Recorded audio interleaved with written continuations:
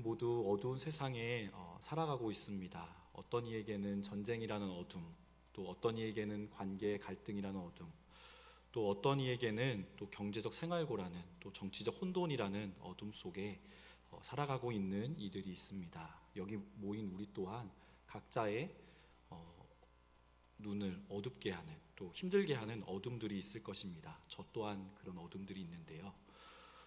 그러나 세상이 점점 더 혼란스럽고 때로는 희망조차 보이지 않는 방향으로 흘러갈 때에 하나님께서는 그 어둠 가운데 한 분을 보내셨습니다. 그리고 하나님은 우리를 사랑하셔 그분을 보내셨는데 그분이 바로 예수님이십니다. 예수님이 이 세상의 빛으로 오셔서 어둠을 빛으로 몰아내셨습니다. 그리고 우리에게도 빛으로 살라는 사명을 주셨습니다. 오늘 우리가 읽진 않았지만 요한복음 1장에는 예수님이 이 세상의 빛으로 오셨다라고 선포하며 이 요한복음이 시작하고 있습니다. 그리고 오늘 우리가 읽은 이 말씀은 우리가 세상의 빛으로 오신 주님을 전하는 역할을 맡았음을 또한 우리에게 말해주고 있습니다. 이 말씀을 통해서 우리가 받은 빛이 무엇인지, 그리고 그 빛을 어떻게 비추며 살아가야 할지를 성찰하고 또 실천할 수 있는 저와 여러분 되길 원합니다. 오늘 그 말씀을 생각하며 함께 나누도록 하겠습니다. 요한복음 8장 12절의 말씀을 제가 봉독합니다. 예수께서 또 말씀하여 이르시되 나는 세상의 빛이라 나를 따르는 자는 어둠에 다니지 아니하고 생명의 빛을 얻으리라. 아멘. 이 말씀은 예수님께서 성전에서 가르치시며 하신 말씀입니다. 예수님께서 이 말씀을 하실 때는 초막절이라는 유대의 절기를, 큰 절기를 보내고 있었습니다. 이 절기에는 한 가지 전통이 있었는데 그 전통은 무엇이냐면 성전의 뜰에 있는 큰 촛대들을 세워서 밤새 불을 밝히는 전통이었습니다. 그 빛은 광야에서 이스라엘 백성을 인도하셨던 그 하나님의 임재, 하나님의 함께 하심을 상징하는 것입니다.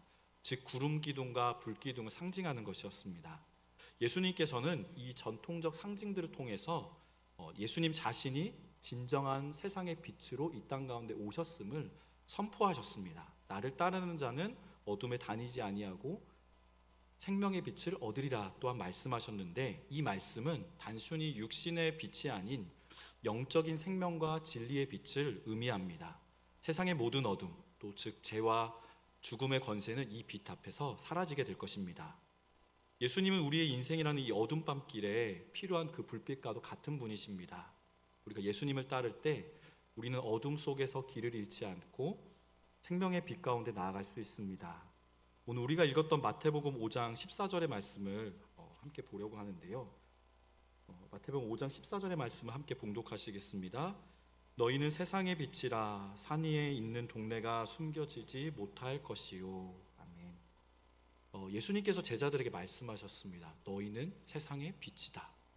제자들이 이 예수님의 말을 들었을 때 어떤 생각을 했을까요? 어떤 생각하셨을까요? 아마도 우리가 무슨 빛인가요? 라고 하지 않았을까요? 예수님의 12제자들 이름을 이렇게 사복음서에 다 나와 있는데 살펴보시게 되면 굉장히 평범한 사람들이 예수님의 제자로 부름을 받았습니다. 어떤 사람은 좀 급진적인 사람도 있고, 어떤 사람은 좀 친로마적 성향의 사람도 있고, 또 공부를 많이 한 사람도 있지만 공부를 하지 못하고 그냥 살았던 평범한 사람들 또한 있습니다. 그런데 이 제자들이 우리는 특별할 것이 없는데요 라고 생각했을 것입니다. 그런데 예수님께서 말씀하신 이 빛은 우리 자체가, 우리 그 예수님의 제자들이 뭔가 잘나서 나타나는 그 빛이 아닙니다. 예수님 안에 있는 진리와 생명을 드러내는 빛의 존재라는 것입니다. 그래서 하나님께서는 창세기에 시작할 때에 하나님의 형상으로 지음받은 존재가 우리라고 말을 하고 있습니다. 그리고 예수님은 산 위에 있는 동네가 숨겨지지 못한다라고 말씀하셨습니다. 한번 상상해 보십시오. 높은 산 위에 세워진 동네가 있는데 밤이 되면 불빛으로 가득 차며 그 주위는 다 어두컴컴한데 불이 밝히는 곳이 있어서 저기 누군가를 살고 있구나 라는 것을 알게 되는 것이죠. 그 동네는, 그 불이 켜져 있는 동네는 멀리서도 다 볼 수가 있습니다. 어둠 속에서도 그 빛이 사람들의 눈을 끌고 시선을 끌게 됩니다. 예수님은 우리에게도 이렇게 말씀하십니다. 너희는 세상의 빛이다. 이렇게 말씀하십니다. 우리의 삶은 다른 사람들에게 보이는 것입니다. 우리의 말과 행동은 마치 산 위에 있는 동네처럼 다른 이들에게 예수님을 드러냅니다. 그렇기에 세상 사람들과 몇 마디 대화를 나눠보면, 우리와 이렇게 같이 지내다 보면 이 사람이 정말 주님의 진짜 제자인지 아니면 좀 가짜인지 나이롱인지 다 알 수가 있는 것이죠. 마태복음 5장 15절의 말씀을 함께 봉독하시겠습니다. 사람이 등불을 켜서 말 아래 두지 아니하고 등경 위에 두나니 이러므로 그 집안 모든 사람에게 빛이 비추느니라. 아멘. 예수님께서 또 이런 예를 드셨습니다. 누군가 등불을 켠다고 해봅시다. 그런데 그 등불을 말 아래에 숨겨두면 어떻게 될까요? 여기서 말은 곡식을 재는 그릇입니다. 등불을 말 아래 둔다는 것은 빛을 가린다는 의미입니다. 등불이 빛을 내야 하는데 그 위에 덮개를 씌워놓게 돼서 아무 소용이 없게 되는 것이죠. 그렇다면 어디에 빛을 두어야 할까요? 예수님께서 말씀하시는데 등경 위에 두어라라고 말씀하셨습니다. 여기서 등경은 집안의 빛이 온 방을 비출 수 있도록 만들어진 자리입니다. 등불이 그 등경 위에, 그 제자리에 있을 때에 그 빛은 집안 모든 사람에게 전해지고 비출 것입니다. 우리 삶 또한 마찬가지입니다. 예수님을 믿는 우리가 받은 빛을 숨겨놓으라고 하나님께서 우리에게 그 빛을 주신 게 아닙니다. 우리만 보도록, 우리만 간직하도록 꽁꽁 숨기고 간직하라는 것이 아니지요. 예수님의 사랑과 진리를 세상 가운데 마음껏 드러내라는 것입니다. 가정에서, 또 직장에서, 또 친구들과의 관계에서, 우리가 서 있는 그곳에서 우리에게 주신 그 빛을 감추지 말고 드러내라 말씀하셨습니다. 그리고 그 빛은 어두운 마음들을 어둠을 몰아낸다 말씀하셨습니다. 그리고 마태복음 5장 16절의 말씀을 함께 봉독하시겠습니다. 이같이 너희 빛을 사람 앞에 비추게 하여 그들로 너희 착한 행실을 보고 하늘에 계신 너희 아버지께 영광을 돌리게 하라. 아멘. 마지막으로 예수님은 우리가 빛을 비추는 목적을 알려주십니다. 예수님이 이렇게 말씀하십니다. 너희의 착한 행실을 통해서 사람들이 하나님께 영광을 돌리게 하라. 다시 말해서 우리의 빛이 단지 밝히는 것으로 끝나선 안 된다는 뜻입니다. 우리의 착한 행실을 통해서 사람들이 우리를 주목하게 하는 것이 아니라 우리의 모습, 또 우리의 빛을 통해, 선한 행실을 통해 하나님을 보게 하고 하나님을 찬양하게 하라는 것입니다. 여기서 착한 행실이라는 말이 나오는데, 이 말은 예수님이 말씀하셨던 이 착한 행실은 그저 남을 돕는 선행을 의미하는 것이 아닙니다. 그것은 하나님의 말씀을 따라가는 삶이고 예수님의 사랑과 은혜를 실천하는 삶을 의미하는 것입니다. 생각해 보십시오. 우리가 친절한 한마디를 건넬 때, 용서의 손길을 내밀 때, 또 누군가를 위해서 진심으로 기도할 때, 그 사람은 우리를 통해서 하나님의 빛을 경험할 것입니다. 그리고 그 사람의 마음에 하나님을 향한 감사가 싹틀 것입니다. 오늘날 세상은 여전히 어둡습니다. 전쟁과 갈등, 또 경제적 어려움, 가족의 붕괴, 또 영적인 무지와 혼란이 세상을 이곳저곳을 짓누르고 있습니다. 이런 상황 속에서 사람들은 어둠에 익숙해지고 점점 희망을 잃어가고 있습니다. 지난 한 주간 우리가 있었던 소식을 통해서도 너무나 우리의 일상이 무너지고 계속해서 우리가 예수님보다는 세상의 어떤 사람에게 시선이 계속 주목했던 일들을 경험하였을 것입니다. 하지만 이 세상 속에 하나님께서 예수님을 보내셨고 그분은 여전히 우리와 함께 하신다는 것을 기억하십시오. 그러나 우리는 종종 우리의 빛을 감출 때가 참 많습니다. 바쁜 일상과 세상의 비판 속에서 우리의 정체성을 잃어버릴 때가 참 많습니다. 내가 무슨 큰 일을 할 수 있을까라고 생각하며 또 스스로를 작게 여길 때도 있습니다. 하지만 오늘 말씀은 우리가 세상의 빛이라고 선언하고 있습니다. 선포하고 있습니다. 예수님의 세상의 빛으로 이 땅 가운데 오셨고 그 제자인 우리 또한 그 빛을 이어받은 존재라고 말씀하고 있습니다. 그러므로 우리가 해야 할 일은 낙심하고 절망하고 우리가 어둠 가운데 있는 사람들하고 어둠 가운데 우리가 짓누르는 것이 아니라 우리에게 주신 빛을 드러내고 어둠 속에서 소망을 전하는 것입니다. 오늘 본문은 우리가 빛으로 살라는 하나님의 부르심을 명확히 알려주고 있는데, 그렇다면 구체적으로 우리는 어떻게 세상의 빛으로 살아갈 수 있을까요? 오늘 세 가지로 같이 함께 나누며 말씀을 좀 더 깊이 나누고자 합니다. 먼저 우리가 빛으로 살기 위해서 가장 중요한 첫 번째 단계는 바로 예수님과의 관계를 맺는 것입니다. 예수님은 빛이라고 말씀드렸습니다. 그 빛을 우리는 그분과의 교제를 통해서 우리 또한 받을 수 있습니다. 해는 스스로 이제 빛을 밝히는 해는 스스로 빛을 밝히는데요. 달은 그 해의 빛이 반사돼서 그 반사된 빛을 통해서 달이 비추이는 것이거든요. 마치 해와 달의 관계처럼 우리가 하나님께 또 예수님께 받았던 그 빛을 받고 우리가 반사할 때에 우리가 그 빛의 존재를 살아갈 수 있는 겁니다. 우리가 예수님을 따르고 또 자연스럽게 예수님을 따를 때 우리가 자연스럽게 그분의 빛을, 예수님의 빛을 세상 가운데 전할 수 있습니다. 또 비출 수가 있습니다. 이 과정에서 가장 중요한 것은 우리가 주일날만 예수님과의 시간을 가지는 것이 아니라 매일매일 예수님과의 깊은 관계를 맺고 살아가야 된다는 것입니다. 예수님을 따르는 삶은 단순히 교회에 다니는 것만을 의미하는 것이 아니라는 것입니다. 우리의 일상 속에서 예수님의 가르침을 실천해야 합니다. 따라 살아야 합니다. 또 말씀도 읽어야 되고요. 또 읽었던 말씀을 묵상하며 내가 그 말씀대로 어떻게 살아가야 될지 기도하며 또 하나님께 나의 삶을 인도해 달라고, 나의 말과 행실을 통해 주님을 닮아가게 해달라고 기도해야 되는 것이죠. 예수님이 우리에게 무엇을 말씀하셨는지 또 어떻게 살으라고 하시는지 깊이 묵상하며 우리가 그분의 뜻을 깨달아야 합니다. 또 예수님을 따르려면 먼저 그분의 사랑을 우리가 받아들이고 그 사랑을 다른 사람들에게 전하는 삶을 살아야 할 것입니다. 예수님과의 관계가 깊어지면 깊어질수록 우리가 어둡고 힘들고 어떠한 상황 가운데 있더라도 우리가 그 어둠에 짓눌리지 않고 자연스럽게 예수님의 모습처럼 빛을 발하게 될 것입니다. 두 번째로는요, 우리가 빛을 나누는 두 번째 방법은 바로 작은 선행에서부터 시작하는 것입니다. 빛은 어두운 곳에서 그 존재가 드러납니다. 우리가 살아가는 일상 속에서 작은 친절을 베풀 때 또 그 작은 빛이 어두운 세상에 큰 변화를 일으킬 것입니다. 여러분의 작은 선행이 세상을 어떻게 변화시킬 수 있을지 생각해 보신 적 있으신가요? 한번 오늘 말씀을 준비하면 한번 생각을 해봤는데요.